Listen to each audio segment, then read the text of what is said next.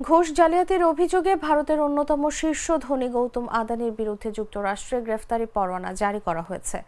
গত বুধবার নিউ ইয়র্কের একটি আদালতে অভিযোগ করা হয়েছে তিনি 25 কোটি মার্কিন ডলারের ঘুষ কাণ্ডে জড়িত এবং বিষয়টি গোপন রেখে যুক্তরাষ্ট্রের বাজার থেকে অর্থ সংগ্রহ করেছেন।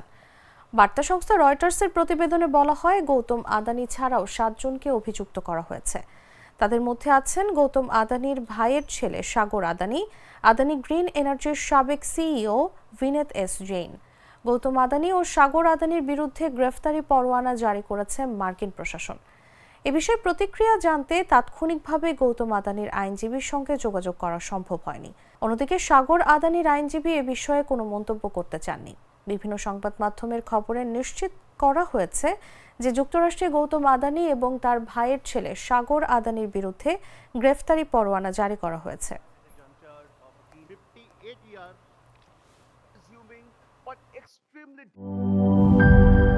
জীবনের সাথে চলে high five all time healthy life.